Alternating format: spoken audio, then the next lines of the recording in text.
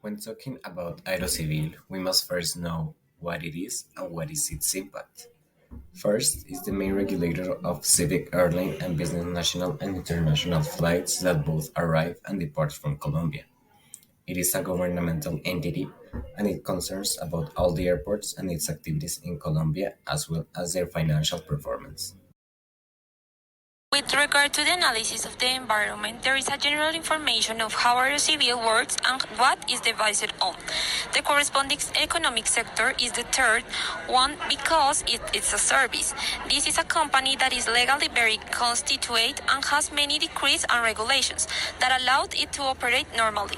In the same way, we found how the ages of the average Colombian population contribute to its activity and profitability. On the other hand, the commitment that they have been adopting with sustainability stands out in the fact they have an environment policy in which they are committed to work effectively, taking into account the migration of climate change. For the Aerocivil SWOT analysis, which is strengths, weaknesses, opportunities, and threats, we found that in strengths, it has an increasing flow of civic flights due to the adaptation of the COVID-19 pandemic and economic and market reactivation. On weaknesses, we found that Aerocivil has to go through a lot of adaptation of laws between governmental changes as it is a direct entity from the government. So a change in the law in a government part changes the whole system in the governmental entities.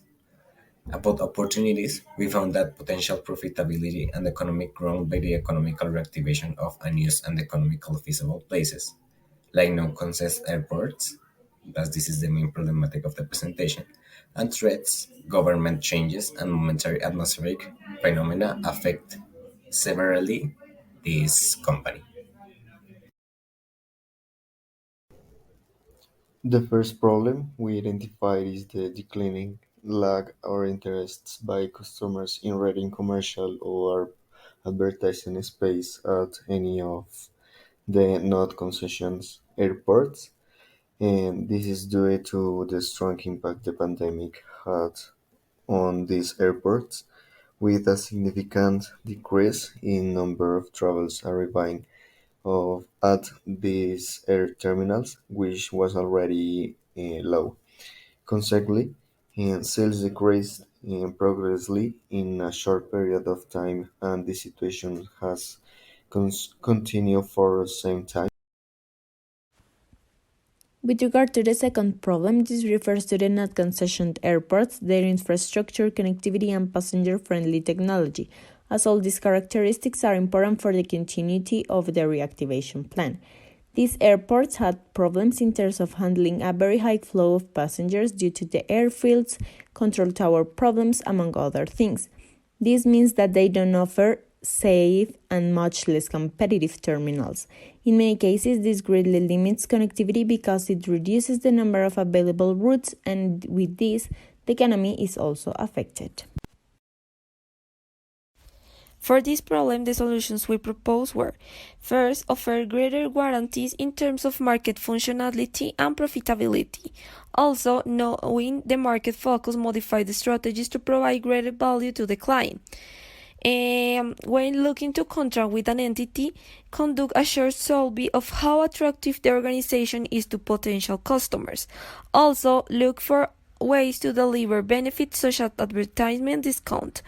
Present a reactivation and comparison plan to the government to find a way to reduce the tax bundle of airports for a set period. And finally, dynamize, modify advertising space in a way that attracts more travelers so that the entities consider is a favorable investment that can represent a great ROI. For the second problem, the solutions we proposed were: first, improve investment plans and encourage agility in the improvement process. Second, implement sustainability in the infrastructure change to attract the attention of today's customers. Second, increase advertising of airports that have been redeveloped and thus that are being established so that people are aware of the new routes they can take. finally, increase the technology in the process to facilitate and improve the customer experience so that the customers are attracted to the efficiency of the process and their proximity to these airports. Our general objective is to generate a marketing strategy that allows the economic reactivation of airports not under concession and presided by civil aeronautics, identifying new consumer needs, this post-pandemic, and providing solution to them considering economic, cultural, and social trends. All this to guarantee a safe and effective service. For a specific objective, the first one is to guarantee the economic reactivation of non-concessioned and preset airports. The second one is to regain the confidence of travelers, this lost due to the pandemic. The third one is leasing of advertising space at non-concessioned airports. The fourth one is to obtain the lease of commercial space at non-concession airports. The fifth one is make use of effective marketing methods in the marketing strategy.